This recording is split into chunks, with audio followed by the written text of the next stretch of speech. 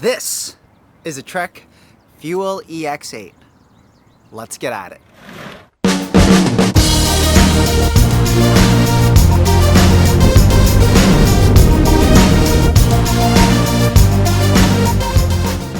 Hey guys, I know it's been a while, but I'm back.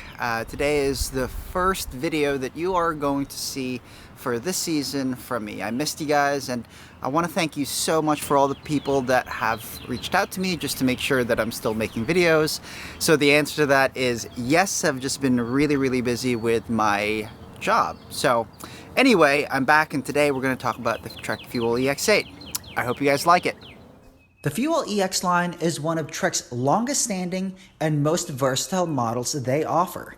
This is the Fuel EX8 27.5 Plus or Fatty. For 2017, they've upped the suspension to have 140 millimeters up front and 130 in the back. More on the suspension in just a little bit. Now it comes with 40 millimeter wide rims and 2.8 Chupacabra tires front and back. This model comes stock pretty much with everything you need, including the great value SRAM GX 1x11 drivetrain, Shimano Dior brakes, and even a KS Integra dropper seat post. Okay, so not exactly bike bling on the aluminum frame, but this bike, as of right now for 2017, they've really made this bike more of a trail bike. One of the other things they've also done is that they've come up with this knock block technology, which basically means that the down tube is now a straight shot from the head tube all the way to the bottom bracket. It's supposed to add stiffness. Now, the headset prevents you from actually turning the handlebar where your fork crown actually hits the down tube. I didn't notice it on the trail. It's totally fine, but basically this is what it does. I want to give a shout out to Top Gear Bicycle Shop and Trek of Pittsburgh. Thanks so much for the demo today. While there are a ton of marketing jargon on Trek's website about all their technologies, there was really just one that I was really interested in, and I've read multiple reviews along with multiple videos on how good the Reactive Shock is. This Reactive Shock in the back, co-developed by Penske, is really the real deal. I never thought that someone of my level and my skill set will be able to tell. So how does this feel? Well, paired with Trek's rear suspension, it feels amazing. It basically feels like when you're climbing like this, it feels like all the power is going straight through the ground efficiently, while the shock's still remaining active even through power. So I rode this bike for about 3 hours. I chose to ride it in the high position.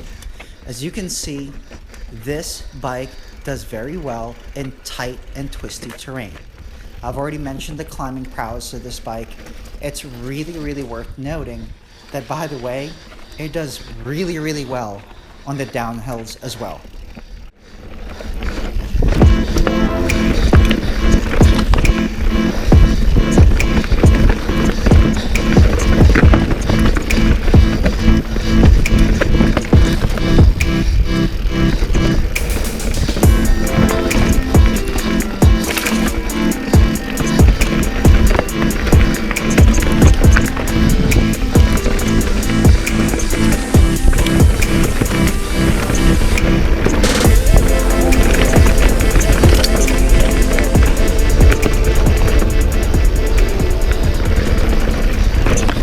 So aside from the fact that I was blown away with the Reactive Shock in the back, I can tell you I was not expecting the performance out of the Fox Rhythm fork up front. I'm going to admit, I am not familiar with that line of forks from Fox. I am only familiar with the performance and the factory lines, which are obviously upper end.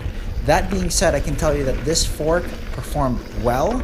It disappeared from underneath me, and I would be happy to own this fork if I had this bike.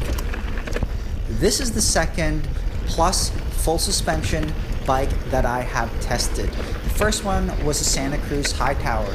Check it out on the top right link on the screen.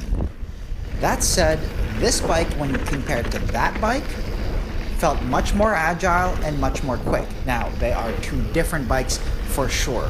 While this is a bike that is considered a trail bike, I would consider the High Tower is a little bit more in between a trail and an enduro bike.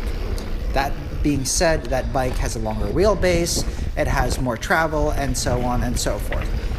Back to the Trek. This bike felt instantly comfortable. Really what that means is that I felt great on the geometry. It means that it's dialed. Actually, one of the friends that I have that I was riding with that day even mentioned that it seemed like I felt instantly comfortable on this bike.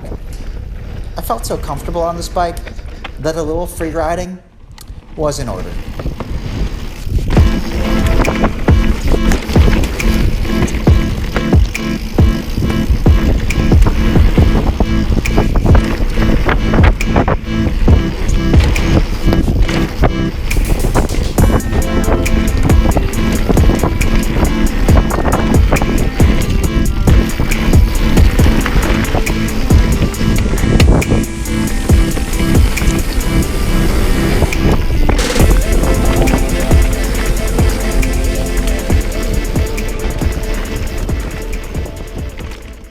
Did I mention that the Trek Fuel EX8 is $3,300? Yeah, it's not carbon.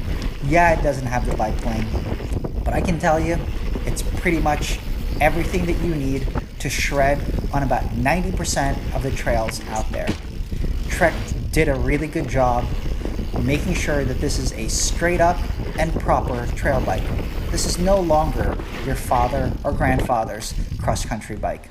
Okay, so that being said, there were a few things that I thought the bike, it was worth calling out that wasn't so much on the positive side. So the first ones are the 2.8 Chupacabra tires.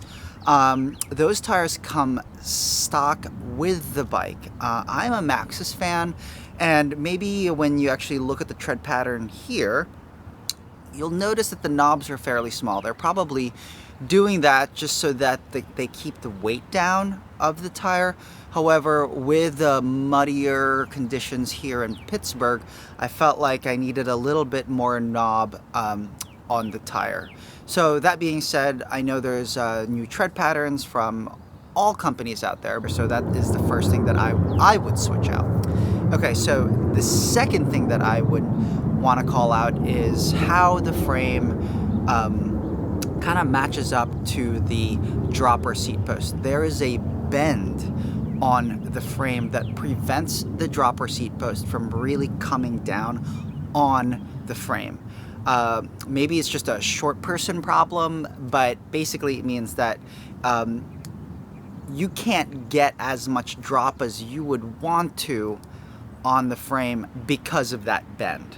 So overall, I would have to say that this is a solid and good trail bike. It's pretty excellent. I can only imagine how I would feel if the part spec was my choice or much better than the $3,300 package that it came with. That being said, I left this bike thinking, wow, I really want to try this bike with a 29er. So the versatility of this bike allows you to have 29er wheels. And not just that, I can ride it in the low setting of the Mino Link. If you're interested in that, let me know, have some comments, tell me your experience with a 2017 Trek Fuel EX, what best settings, so that when I do ride it out again, I can make comments on it and also really give you the best comparison to the 27.5 Plus as I can. That's it. Thanks so much.